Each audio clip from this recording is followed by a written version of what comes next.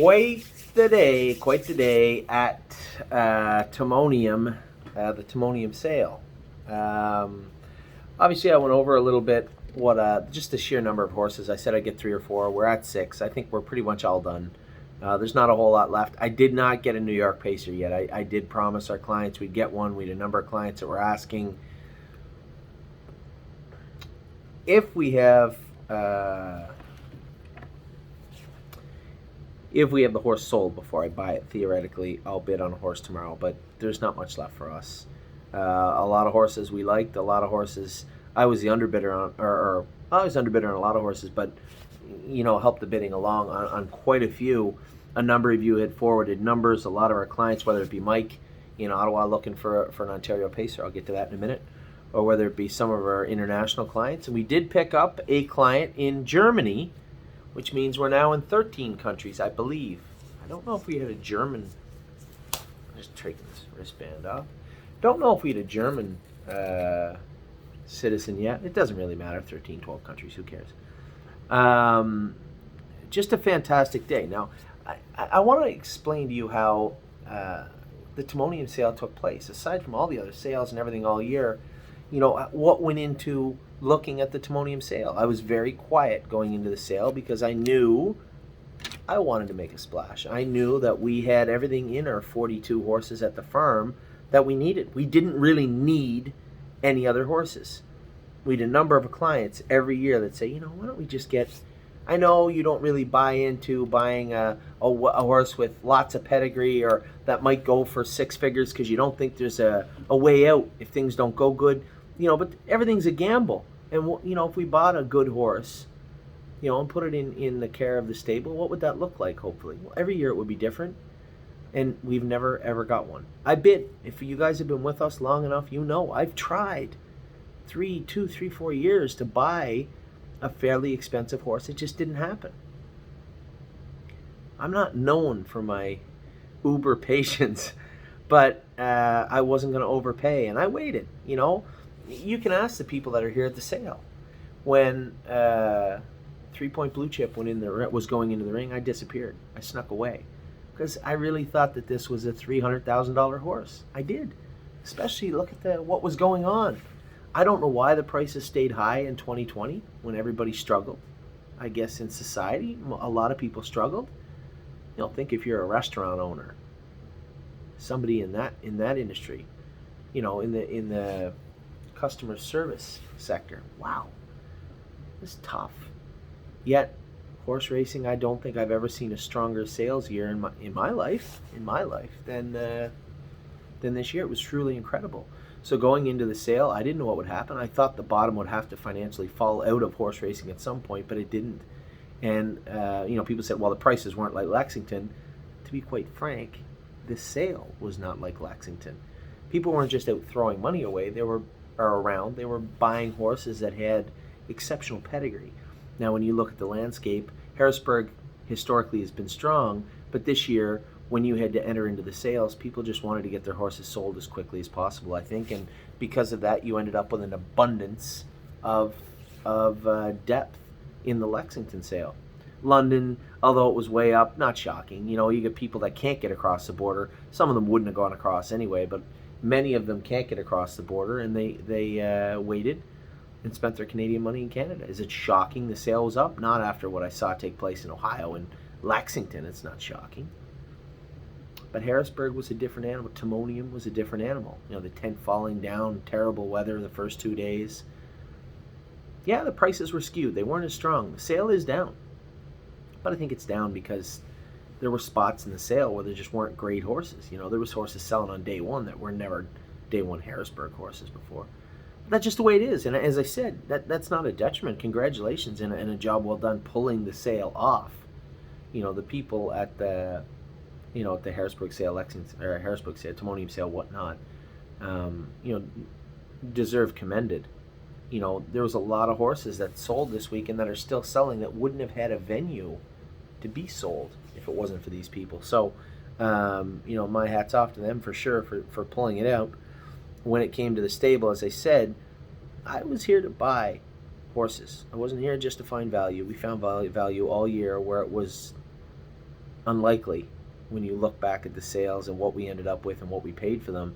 I had said, quite frankly and quite honestly, that I thought we did a great job. When it came to this sale, I was waiting. Sure, we could have a couple more Howbreds, but we didn't really need them. Ontario, we had 12. When you look, at the numbers, I wanted 18 or 20 Ohio breds, 12 or 15 Ontario breds.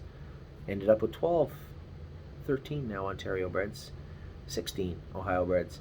The shock of the year was the New Jersey horses we ended up with. We ended up with some real depth. Heading into, somebody had asked me, a number of people had asked me, and even I could tell because as I went up to Blue Chip today, somebody did offered me a profit on 3-point Blue Chip, and I turned them down.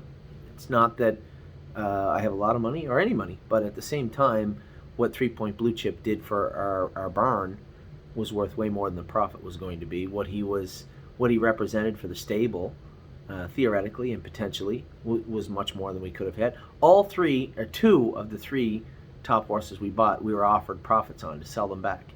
And we were offered a profit on one of our cheaper horses too, financially speaking, but at the same time was grossly undersold, so I wasn't shocked we were offered money.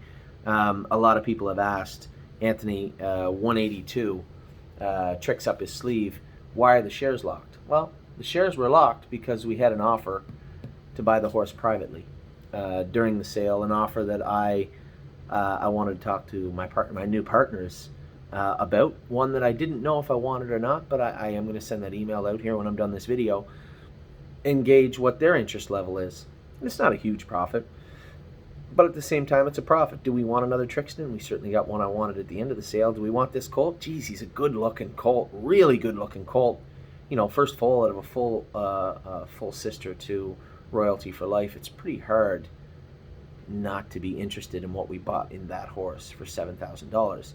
You guys, you want to see the horses, and you weren't here for the horseman out there saying there's no possible way you bought that horse for $7 without flaws. I'm telling you, he is flawless. I did a video on this horse at the summer, right? At the start of the summer at Far East Standardbreds in Western Ontario. We were at the farm. We videoed this horse. I saw him. I had my hands on him a month ago. I had my hands on him yesterday.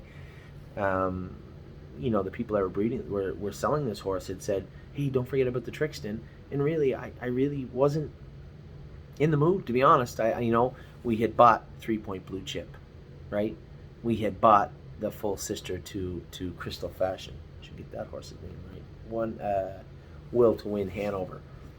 We had bought Will to Win Hanover. Day 2 for me consisted of Spirit of Dio's sister, hopefully.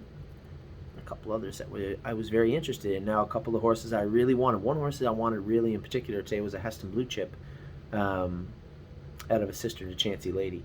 I was the underbidder, and to be quite frank, the hammer dropped at 22, and the gentleman looked right at me in the back tent and said 23. I said yes. He said 23, and the hammer dropped. They didn't take my bid. Anyway, it doesn't matter. None of this will matter in a month. Certainly not in 7 months or 8 months. So we did end up with the Trixton colt. So we were offered a profit.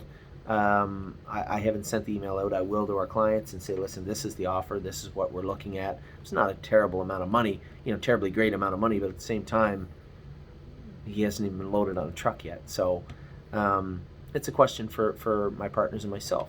So we'll do that. That is why the shares were locked on the horse. I would suspect there's a good chance they'll just be unlocked tomorrow. I waited almost 300 hips, 256 hips, 256 hips later. I bid on a number of horses, but they went too high, and I just let them go. Now, did we need another Ohio horse? No, we didn't get a Fear the Dragon, right? And it was pretty clear as the day went on, we weren't getting it down by the seaside. I bid on a few, weren't even close, not even in the same ballpark. They're just too expensive. So it wasn't that we had to have an Ohio horse, but there was a Fear the Dragon that I rather liked, very much so. And his name was Luck of the Dragon. He was a Fear the Dragon out of Luck of Michelle. Now, I was in Ontario when Luck of Michelle raced. I believe John Penland campaigned here, if I'm not mistaken. Incredible filly. Small little runt of a thing and as fast as a car. Beautiful filly. The mother of Talbot Creek Armani. Now listen to this. This is important. All the horses that are shown on the page. Now she had 8 foals. 5 of them are winners. Of the ones I'm looking at on the page, they all raced at 2. No, that's not true. Giovanni raced at 3. Talbot Creek Armani took a 2-year-old mark of 54 and wrote to almost 200,000 made. Now this is important because Talbot Creek Armani was a dragon again. This colt is a Fear the Dragon. So that makes this a 3/4 brother to Talbot Creek Armani. Pretty nice horse. Talbot Creek Whiskey made 150,000, timed in 49 and 2, took a mark of 50 and 4 on a 5/8. He was at some beach somewhere. Good family, straight up and down. The second dam herself was a half sister to Dan Patch winner, horse of the year. Cam's Card Shark's sister is the second dam. So a very, very strong family. But aside from all that, just a gorgeous horse. Well put together, perfectly straight, square-looking horse. Didn't look like a lot of the Fear the Dragons. They had a little more frail. They looked a little frail and streamlined. And the down by the seasides were big, strong. You know, that some beach somewhere puts his stamp on everything, even as a grandfather. And these were big, strong animals. That's why they went for so much money. The Fear the Dragons, some of them went for a lot. Some of them went for a middle, moderate amount. I wouldn't say small amount. None of them were cheap. But this was a good-looking horse. So this was a Fear the Dragon out of world champion Luck of Michelle. Pretty simple. So that wasn't a hard pickup. 38,000 was maybe a hair. I'd maybe said 45. I thought he was worth 45. 38. Maybe 38 to 42 if I was being frugal. So the low end of what I would have pegged this horse at. No, it certainly wasn't the value we found in the Trixton, right? That wasn't the same. Certainly wasn't the value in the one we're going to talk about next, but definitely value found in 438 Luck of the Dragon. Now, Mike, my friend Mike and I have been talking back and forth, a good client of ours, and Mike said, Anthony, he'd picked out some horses. We didn't get one. The sports writer we'd bid on went too high. I was getting a little uneasy getting up near 45-50 on this horse. I think he went for 50. Good looking horse, but not what I'm into. 50,000 for a sports writer? No, I just wasn't going to do it. It went a little too high, and I let him go. There was another Better's Delight that I bid on. I think he went for 27 or 30. We wrote at 25, maybe 22. I think I was the underbidder at 25. I didn't mind that horse, but he was small. He was a Better's Delight. A lot of them are small, but he was small. Now, I'm pretty sure Mike and I had talked about this, and I'm pretty sure he passed on number 441, Peanut Butter and Jelly. Great name. This filly I like. Now I'm going to tell you why. 1, nice video. 2, this was a giant Better's Delight, which means she was a medium-sized horse. But no doubt in my mind, the biggest Better's Delight I've seen all season, by far, was Peanut Butter and Jelly. This was a big, big Better's Delight. Very square and broad in the shoulders. She looked like a well-put-together colt. March 31st filly? Maybe. If you would have said February 1st colt, I'd be like, yeah, okay, so that's fair. This is a big filly. Strong, very, very correct. Just a beautiful, beautiful filly. I really liked Peanut Butter and Jelly. Peanut Butter and Jelly, yes. Really liked this filly. This was a, as I said, Better's Delight, March 31st foal, out of a Mach 3 mare, Mock Me Once. That mare's had 2 foals. Now, pay attention. One was a sports writer. The other one was a Control the Moment. One was a colt. One was a filly. This is a filly. This is a Better's Delight. And different bloodline. Totally different bloodline than these 2 horses. So you're talking about a very fresh face in a very decent family, because when you drop down and look at the second dam, 9 foals, 7 winners. Mock Dreamer, 870,000. I raced against this bugger his whole life. He was good. Mark of 49. Murray Breather had him, I think. 49 and 1, 870,000. Drain Daddy is the second one in the family. 49 and 3, timed in 49 and 1, 391. I think I drove Drain Daddy once. Daryl Drain actually had Drain Daddy, I think, when I drove him. Freckly Sarah was a nice mare. She's in that family also. Great, great family, top to bottom. Peanut Butter and Jelly. I ran into somebody at the restaurant, and they said, that was the steal of the sale. Now, keep in mind, I had just bought the Fear the Dragon colt 3 hips before, and 4, 5, 6 hips after this one was Spirit of Dio's sister. So this horse was in a terrible spot for me to be bidding. I thought I had her at 13, which I was like shocked. 13, 15. The person I was talking to said they had the $17,000 bid. The guy looked at me, 20, 20, and asked Mark Treffy, 20, 20. I said 18. I looked right at him. He walked almost right up to me. I said 18. He put the 18 in, and the gentleman asked me after. He said, would you have gone to 20? I said, I wouldn't have gone to 19, 20, 21. I said, I was done. He was, this was a nice looking filly. Very, very nice filly. So as frugal as we could have bought her for was $18,000, and that's what we got her for. And that is way, way below what I thought she'd bring. Most of the Bettor's Delights seemed to get, the midgets were like 25, 30. The ones that were pretty good bred or pretty decent bred, but in that meaty middle, went for 40 or 50, and then you see the freaks that went for 170, 180, 140, 130. This filly had the build of a freak and had a pretty good page. I think the people that bred this filly, Far East Standardbreds, got robbed a little bit. But, Kim, sorry, but very, very happy we ended up with peanut butter and jelly. So then that brings us to the fourth and last horse, maybe of Timoniun this year, one that we waited for. And I told everybody, I told Sherry, I told everybody, please don't get your hopes up. This filly could bring 60, 70,000. She could bring 18 or 20. I don't know which it is. And I was prepared probably to pay it. We had half of her spoken for at any reasonable amount. And 35 was more than reasonable. When you look at the updates, okay, you got our horse, Spirited Dio, who just won the Ariana G in 54-1 at Indiana. But the one that we tried to buy last year, who's the 2-year-old, Chapter 7, now has a timed mark. Didn't take a win yet, but had a time mark of 53-2 and has made $95,000. Second in the final of the New York Sires at Yonkers. Second in the New York Sires on the 30th of July at Tioga. And then they talk about Spirited Dio. So you have two very good horses and two pretty big updates on this pedigree. Thank God the speaker system wasn't that good, and it was getting very, very late in the day. They stopped at 462. This filly was 447. Had she been 407, 347, we don't get her. I just don't see it happening. She went for 35,000, and the way that somebody was bidding, it was either online or somebody close, but they kept running bang, bang, bang, bang, bang, bang, bang, bang, bang. I got in at 15, and I kept going 15, 20, 25, 30, bang, 35. And I probably would have kept going. I probably would have went to 45, truthfully. This was as big as Spirited Dio was as a baby. This thing is actually more filled out and bigger. She's a May 5th foal, and she's that big. This thing is a giant. So 35, I hit 35, and I'm thinking, all right, pump your brakes. Like, where's this going to end? And at 35, and then all of a sudden, wherever it was went away. So obviously 30 was their ceiling. I could have went 32, but the problem with me going 32, that invites that 35, and then at that point now you're committed to 37. That other person says, well, I'm in for 35, we'll just go once more. You can get yourself in a little bit of trouble. So I was glad that we got her for 35 and we didn't try and shake things up and rock the boat at 32. That could have been disastrous. I think we got this filly for less than what she's worth, but I think fair. It's a fair price.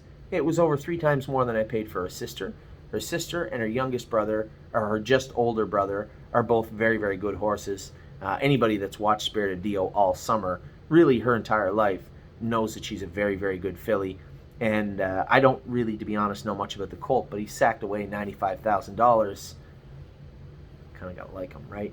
So a very good day, as I said. The Trixton was a very fortunate purchase for 7. Now we do have an offer on the table to purchase this horse at, and I'll tell you the price, it's 16,000 Canadian, which would be 12 American, which would be a profit of 5 American. We have the Dio filly, so I'm not against it, but I do want to talk to our clients. Luck of the Dragon, either way, it's not changing anybody's life either way. Luck of the Dragon, very, very happy to get this colt. I wanted to Fear the Dragon also. I liked how they looked, and I loved how this horse looked. So Luck of the Dragon, I thought, was a very good purchase, especially his brother Talbot Creek Armani was a good horse, 200,000 made, 3/4 brother. Talbot Creek Whiskey was a $130,000 yearling. So a good family. Luck of Michelle, world champion, the mother. The second dam is a sister to Cam's Card Shark, I believe is who I said it was. 4, 3, 8, enter. Yes, Cam's Card Shark. Second dam is a sister to Cam's Card Shark. And then the peanut butter and jelly was way less than, just simply way less than she was worth. There's no other way to put it. There isn't value. There isn't, oh, we did good. This horse was grossly underpriced at $18,000, given what people are paying for Bettor's Delights, how good this horse looked, and how good this horse was bred. This is an incredible purchase, I think, for number 441, Peanut Butter and Jelly. And then, obviously, Spirit of Dio's sister is a slam dunk. I don't have to really preach to you about that. And then when you go back to yesterday, we made those two big splashes with the full sister to Crystal Fashion and the half brother to Plunge Blue Chip. So now you have it. Can't say we don't have everything. There is everything under the stable.ca tent. We now have 48 yearlings in our midst. What can I say? Start buying, I guess. I guess the best way to put it. I've reached out to a number of people to partner with us on the Blue Chip Colt, and they've responded. We sold some shares today. The Crystal Fashion filly, the same thing. They're almost half sold out, and that's without me calling people, without me talking to people. Spirit of Dio's sister had 20 shares left. Peanut Butter and Jelly, I had a couple of people call wanting to buy big chunks of hers, so I've kind of left her alone till tomorrow morning. And then, obviously, Luck of the Dragon I thought was a fortunate purchase. And the Trixton Colt, as I said, I locked the shares till tomorrow, but they'll probably be unlocked tomorrow. So that's where we sit right now. 6 horses in Timoniun, 6 horses that we still have shares left in, 6 horses that we're looking for partners in, along with many of the 42 we've already bought. To be honest, it's been a very, very good sales season for us. Very fortunate. It's been a very good 2020. We've been very lucky on the racetrack also. So we've done it. We bought better pedigrees this year, I think, than last year, than the year before, and the year before that. We continue to progress and get better horses, but we're doing it the right way. Take our time, be patient, be conservative, be a little frugal at the sales. We ended up with a good roster. So I don't really think there's anything going to be bought anymore from Timoniun. If there is, it will be a New York bred pacer tomorrow, and I know exactly what horse I'm looking at. I really don't think we'll be looking at anything else. So I would be very surprised if we didn't go home with 5. I know we have 6, but if we sell this horse, 5 or 6, and at the very most, that 7th horse. And the only way I'm buying that New York bred tomorrow is if we have full support from our clients. So you're out there and you're in New York and you're saying, oh, I just want to see what Anthony's going to buy. I'm not buying anything else unless we have people that are going to buy this colt with me.